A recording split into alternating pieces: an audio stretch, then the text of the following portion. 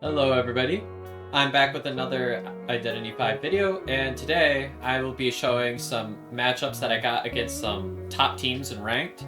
These matches happened a little while ago, but I got 3 teams that are some of the top contenders for KOA this year, so I thought I would break down some of those Ivy matches for you all.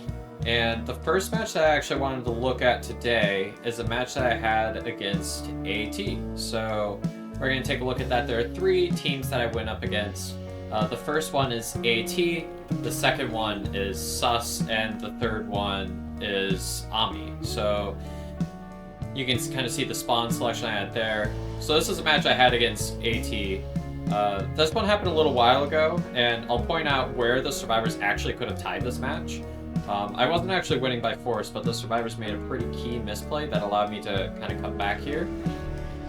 So I decided to go right after the Ento from here, and whenever you're chasing an Ento, it's usually a really good idea to hit some of the bees whenever you can. That really reduces the duration that they last.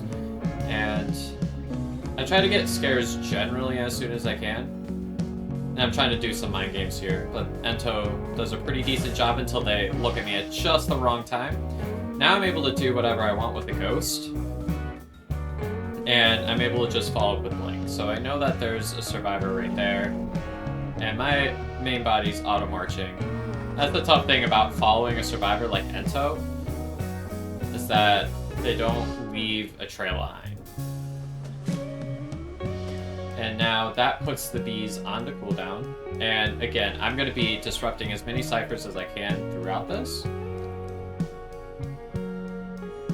And I try to get scares before I get a leech, but end up failing that scare. No big deal, I still have a blink to follow up with, which is nice. And this should be a down in a decent amount of time.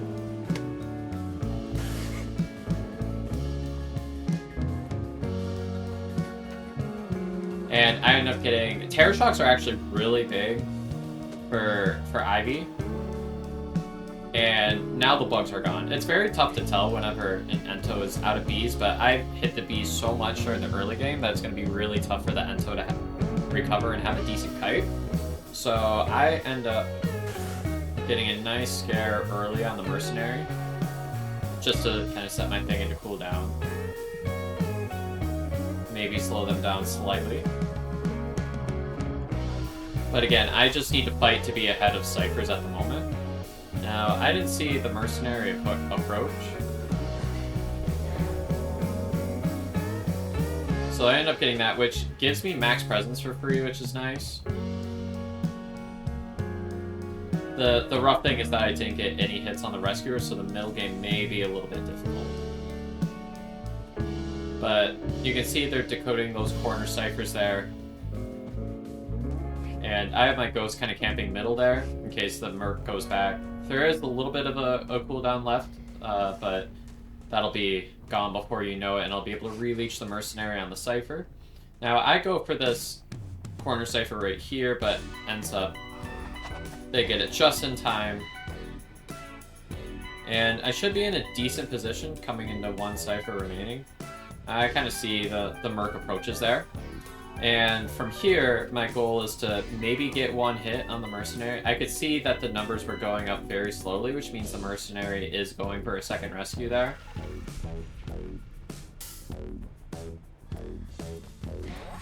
I wanted to see if I could kind of jump scare him there in a second.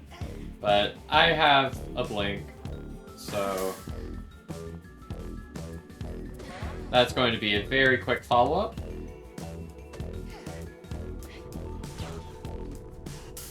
And they decide to destroy the thing, which is totally fine. I probably should have unleashed from that survivor earlier just to start that cooldown. But lucky for me, Lawyer was in the area.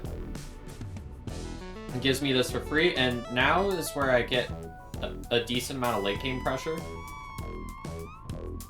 And again, my blink is on cooldown, so I want to be able to stall at least long enough so that my blink comes back for the end game.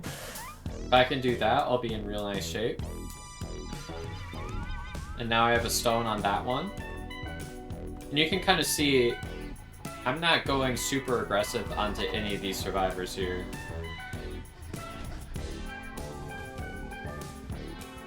Now they end up using one of those things, the elbow pads.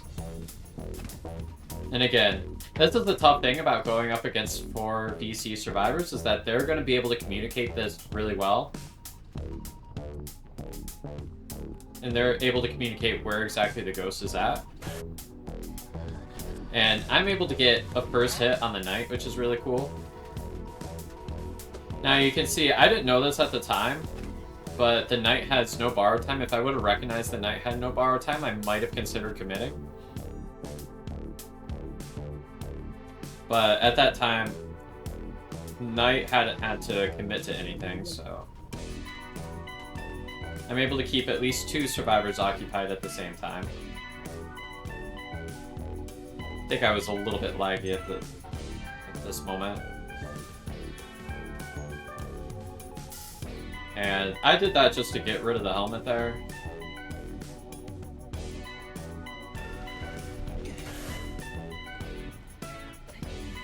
And I was able to get the final hit on the mercenary, which is really good for me because now I can force the knight to go for a rescue. And I'm going to continue to attempt to pressure the lawyer. Now, I actually misplayed this endgame here. I could have had a very forcing win if I would have played this just slightly differently here.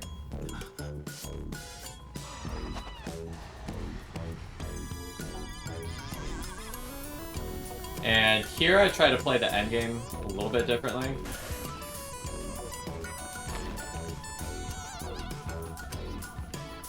I don't want Lawyer to be able to... I want to trap Lawyer in this corner here if I can. And I'm trying to get the number up to about 98 before he pops, so that I'll have something for endgame if it gets to that point. Now I very slightly mistimed this and almost pull it off.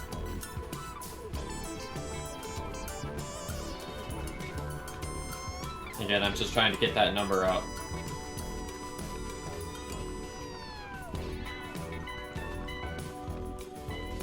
And there's where I mistime it. I almost get it off, but again, I've accomplished my goal of being ready by the time Blink hits up. So I go over here.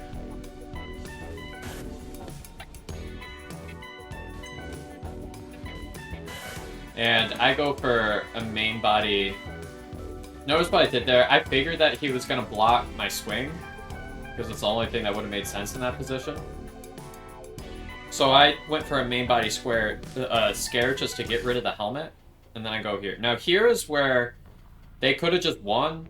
Mercenary really throws hard here, because Merc allowed me to get a stone here, which pretty much was a dead giveaway for the win here. Now I have a stone here, and there's nothing they can do. And in rank, I always go for the 3k instead of trying to go aggressive for the 4k. But a quick blink and that's over. So that was a win. Should have been a tie, but it was a win. There was stuff that I misplayed, stuff that they misplayed. But you can kind of see how I prioritize a lot of pressure in that game. So definitely some lessons to take away from that.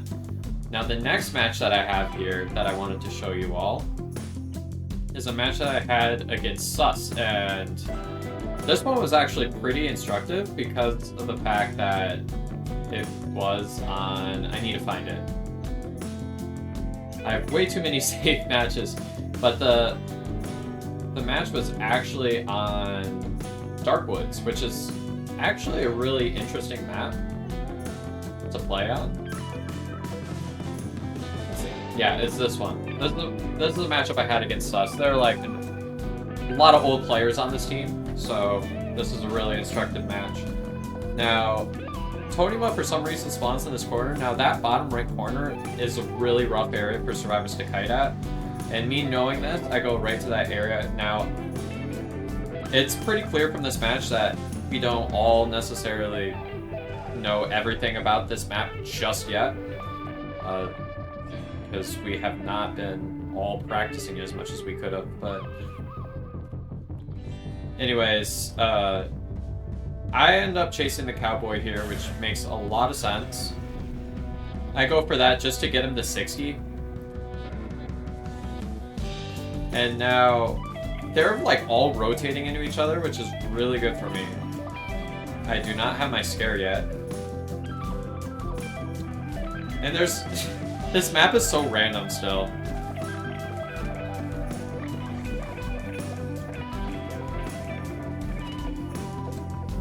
I wait for him to lasso just so I could cancel it out. Now he's on a cooldown. My insolence kicks in. By the way, my build is down left, pretty standard stuff. I invest in Hunt. And again, whenever possible, whenever I don't have a Survivor Leech, what I do is I... Now, there's some miscommunication that happens here, but I'm keeping my Ghost preoccupied with trying to leech as much as possible. They kite right into the mechanic, which is really good for me. And I'm seeing if I can get this down without using Blink at all. I wanted to see if there was Flywheel. I stayed long enough just to know Flywheel wasn't there. And now I start making my way, chairing towards middle when I can. Generally, that's a good idea. Now, they end up getting a successful heal off, but... Again, staying at these middle ciphers can be quite dangerous at times. And I see Mercenary there. I wanted to see if I could cancel an elbow pad, because I thought he was going to elbow pad in. After this rescue, things get really goofy. I go for just a simple farm here. I could have gone for maybe a little bit more, but I know that shack is a really scary area. Now, Cowboy starts making its way over. Now, here is why Ivy is very, very good against harassment. It's tough to play harassment against a character like Ivy, and I'm gonna show you why now. There are two hunters that are very tough to harass against.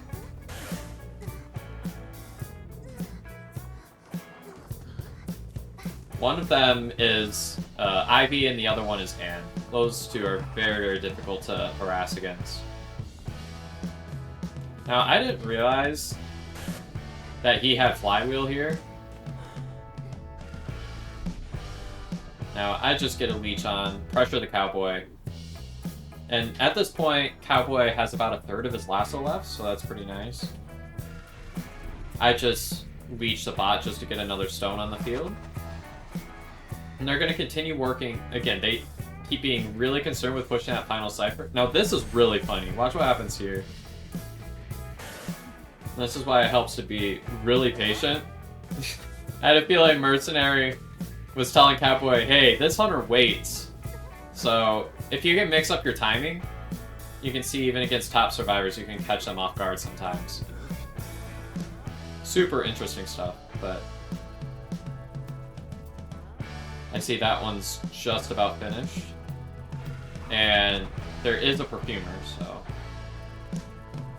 And I believe this middle cipher ends up being the last one. Now this ends up being really funny too. Again, when you're camping, 94 is the number that you're going for. And the survivors know that, and they just keep waiting.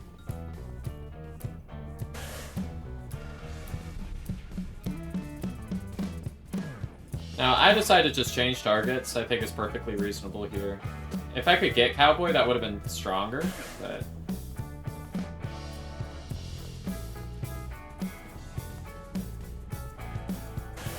I end up getting the double down here. So now this forces Perf to make a move. Now, I know middle is almost done, so... I'm gonna have my Ghost go right there just so that Perf doesn't have a chance to pop. And in this one, I have an opportunity maybe to 4K, but again, this is ranked, so I play it safe for the 3K.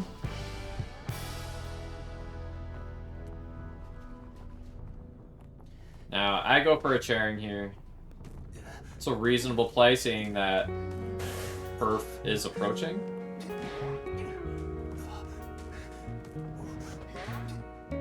And Cowboy misses lasso, so Lasso just lasts so long.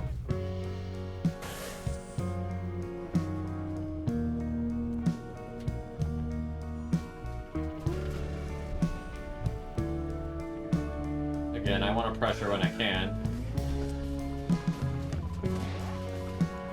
And that Cypher is not actually prime. That Cypher is more like 95, so I have plenty to work with. And Cowboy just tries to go for middle, but again, only so much you can do here.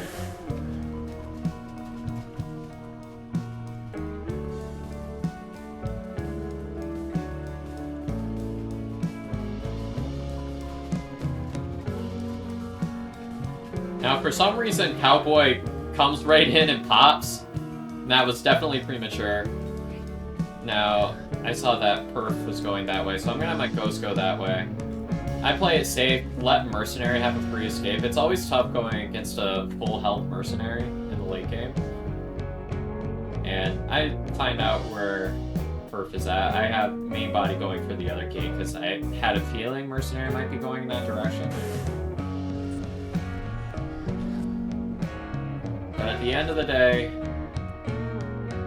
happy just getting this.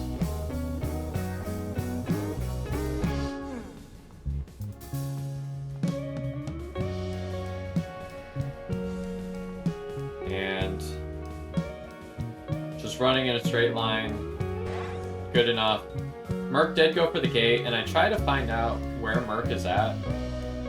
And I find out a little bit late, because when you have a survivor that's down, if you leech onto a survivor, you're able to see anybody else on the field, because you can do that survivor steal info type thing. But they end up getting one escape too, and that's going to be the theme for this session, is one escapes, because that's what I go for when I'm in ranked. But yeah, so that's match number 2, and the last one that I'm sure I'm going to put in the thumbnail was a match that I played Ivy against OMNI. So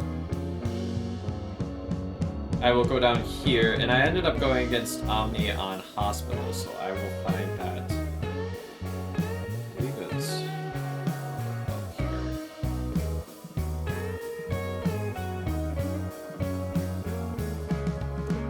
Here it is. Yeah, this is the match I had against OMNI, so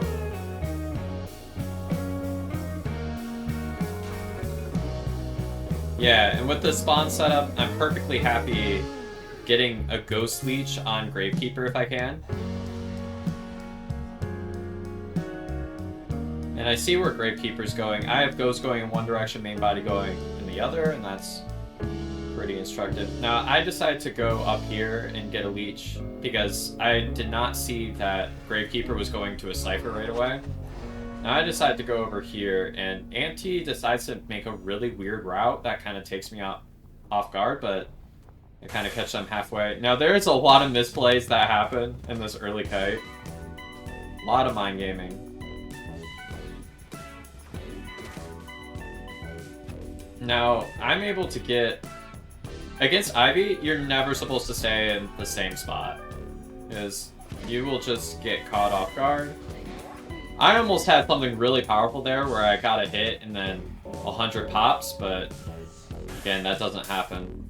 So I go for scares when I can, move on. I do still have Blink and a main body scare. Now that almost didn't work, but I get the down anyway, so that was definitely a little bit stressful, but I got the down nonetheless. Now this is a down at 5 ciphers remaining, so we are definitely happy about that. And I'm hunting around seeing where the decoding is happening. I know Lawyer would probably stay in middle, because that's what Lawyer tends to do here.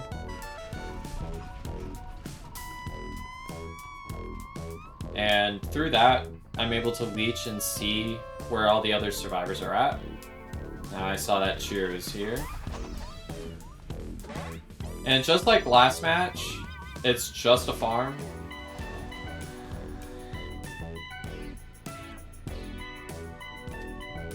Again, sometimes kind of tough to get more than that. Making sure with main body that I don't lose the survivor. while I try to get aggressive with the ghost. Now, the nice thing about going up against this team is that they very rarely ever challenge any of my stones. If they challenge the stones, though, there's a chance I would be able to go right up and... Yeah, there it is. I would be able to go right up and get an attack on one of the survivors.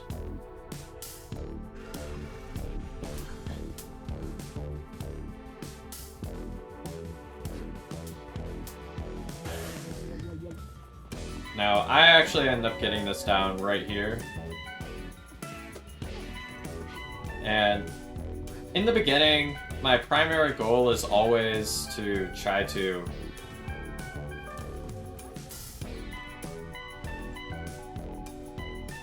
get one survivor farmed and eliminated as quickly as I can, and pull out any tides if I can get it.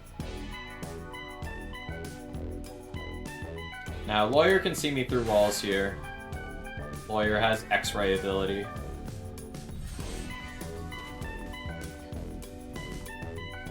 I struggle with my buttons to flip the pallet, which is really funny, but...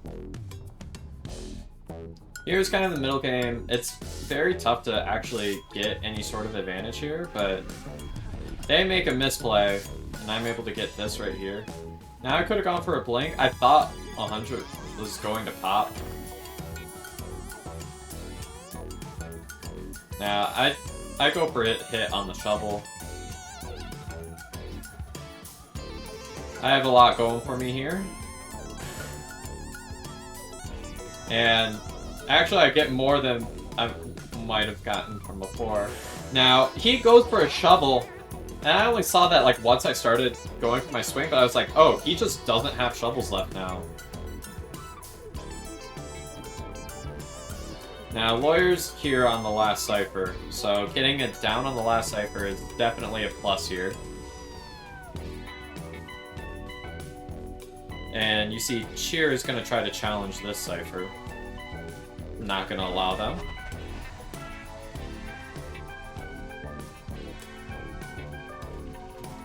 Again, whenever you can get stuff on a cipher, you're totally happy with that.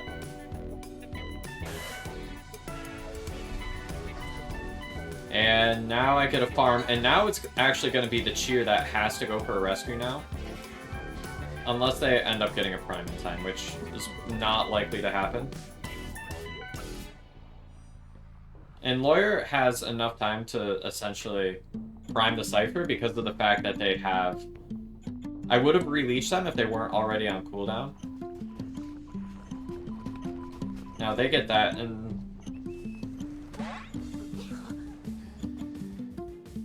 Now is the point where I'm like, I know it's prime, I'm gonna start setting up for endgame, so I have my main body going for gates. And I'd be like, hey, how does this turn into a win? But Ivy does Ivy things in the endgame, and it's actually very tough for survivors to get any sort of advantage here. If they get one survivor eliminated, there's always a chance to come back in the endgame. Especially, Lawyer was getting very aggressive and trying to get something there. Now I have ghost camping, so I can wander with main body wherever I want, and now I can camp on both.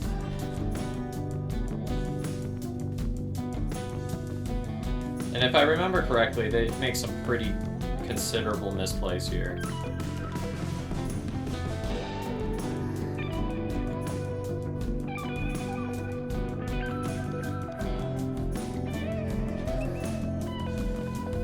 And she almost got caught with that, but...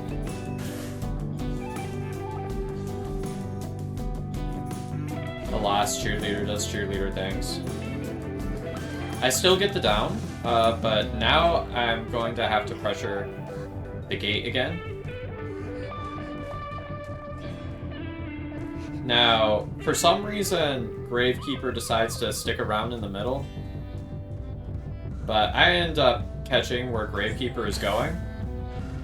And now I'm able to put some considerable pressure on my opponents right now.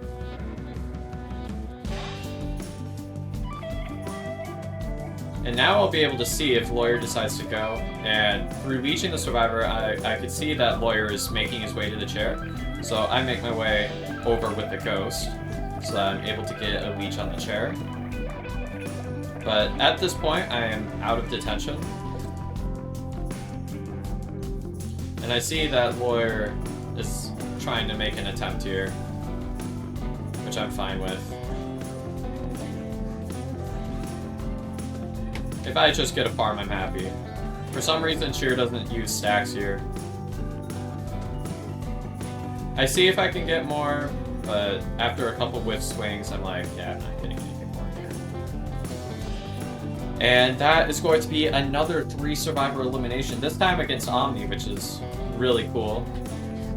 Again, GG's to these teams. These are all very, very good teams, which is why they made the cut to get featured on this video over all the ranked matches that I did. I have a lot of respect for these teams and what they do and how they play in competitive, so yeah, I'm looking forward to seeing what the top 8 looks like in this Koa. But these are 3 teams that could be decent contenders for Koa this year. So if you like this, make sure to let me know in the comments, and I'll see you all next time. Bye-bye.